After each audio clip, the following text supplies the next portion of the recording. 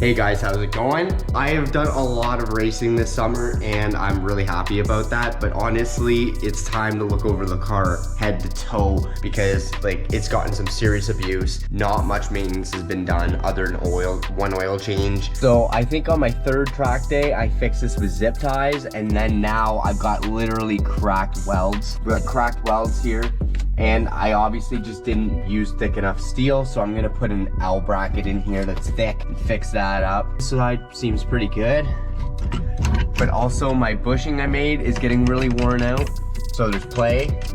So I might replace that. And in the next event, I'm going to be drifting my car, so the hatch has to go, and I'm also going to straight pipe it. Exhaust that goes straight off the turbo and up, and I'll get rid of this full exhaust and the hatch. The hatch is 100 pounds. The exhaust is probably about 30. So that's a huge amount of weight to save over the tires I'm trying to spin. I need as least weight as possible because not normally drift cars have the engine in the trunk. So there's already a pile of weight back there. So if I want to drift it, that's gotta go.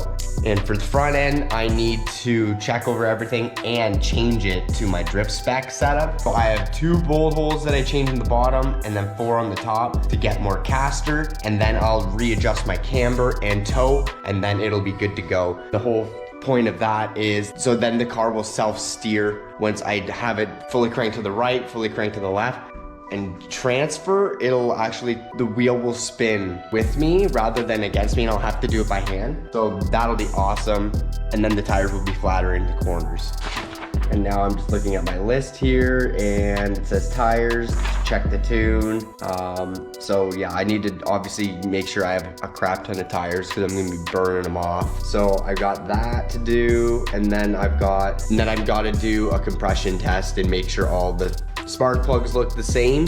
So I'm gonna do that right away because if there's an engine problem, then there's an engine problem. I might even do an oil change too. Okay, I got all the plugs out and I'm going in with my inspection camera. Every time I do this, I go in with an inspection camera. So there's my piston there. That light that's a reflection of my light. So see how there's that little white spot? So that white spot is where I actually put my camera down and touch the piston. So as you can see, it got a little bigger there. Like so. There's a spot that I just touched the camera. So as you can see, there's quite a bit of like kind of carbon on there.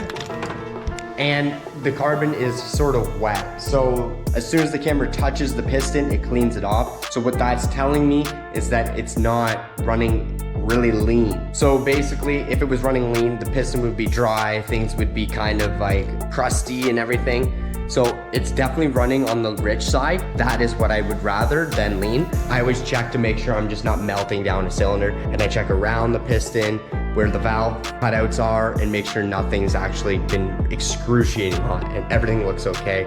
I checked all 6, so that is good. Now moving on to the compression test.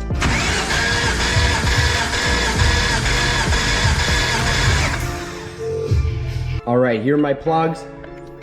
I checked them all and honestly they look excellent. So all of them look the same, reading a little rich, which is exactly what I want. All the cylinders inside I checked with a camera, so that's also good. If this was 2 seasons ago when I drove the car last, I would have been doing plugs pretty much every time I went out. That was because my spark was very weak, but now this has been like the 30th tank of gas I've used on these plugs and they are still kicking it. So let's just give a round of applause for the spark plugs that I've got in here and the spark setup that I did this winter. So that is all slap it back together, get this thing right for drifting. She's a healthy motor. The compression was good as well.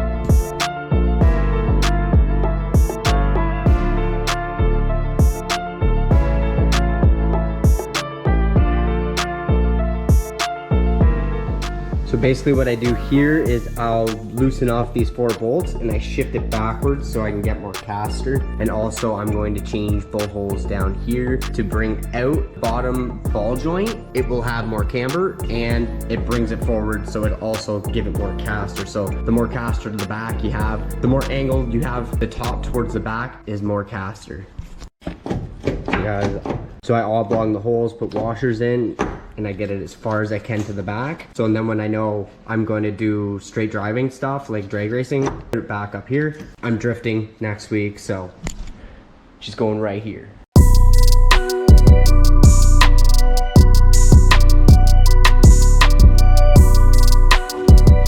So as you can see here, this is the lower ball joint and it bolts into here. There is now 4 bolt holes. So I've actually made 2 other bolt holes. So what it's doing is bringing it forward. So the bottom of the ball joint is getting closer to the front bumper, and it's also coming out further away from the car, which is gonna make more camber. That is my quick swap for the actual drift setup. So that's what I'm gonna do, and then I'll just do a quick alignment and it'll be good. And I also move my tie rod from this hole to this hole, so it brings it closer to the pendulum, so it'll actually make the tire turn more angle in and out without having to modify the rack at all. This winter I modified the rack so it sits out further, so my Ackerman is better. I adjusted for the caster and everything, so this is gonna be a whole different animal this year. And then I remember that on my setup I would run a 1-inch spacer with a 1/4 inch, so 1 1/4 inch total. I got her down to the ground and she's got some serious camber now, so that is good. So I'll explain why you need camber for drifting right now. So when the tires are straight, you're not ever straight when you're drifting, you're sideways. So you're literally driving about 3/4 of the way through lock, and that you need the tires to be flat. So your entry tire, when it's turned, needs to be flat. So I'm gonna turn the wheel, then back it off a bit, and then I'm going to zero out the camber, and that'll tell me how much I need to adjust it.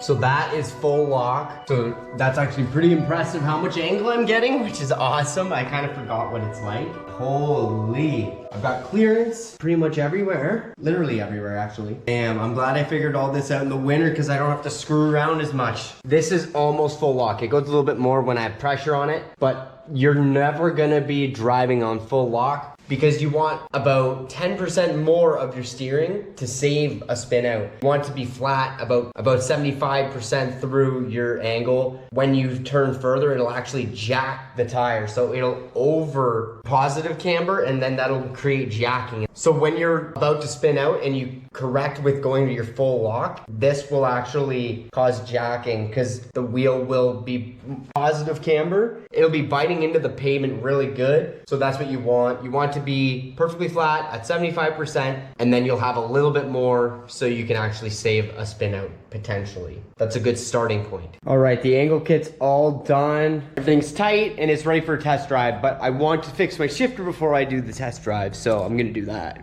So here's my shifter, and if you saw the last video, I broke it. I was literally going down the track and these welds were breaking. And the reason they were breaking is because I used too thin of metal. So it would have helped if I welded on both sides, but usually I don't have my welding stuff fail, but I guess this is a failure. I thought it was gonna be strong enough, but I really banged gears pretty hard. So that is needing some more strength. So that just fell off now. And I'm going to have, like, look, it's, yeah. Metal was too thin. It literally snapped this piece in half. So I'll get all this done, all this stuff, put a piece in the bottom, and then I will put another angle iron piece up here, some thicker metal. This is a 1/4 inch, and go in there like that, and it'll be much better.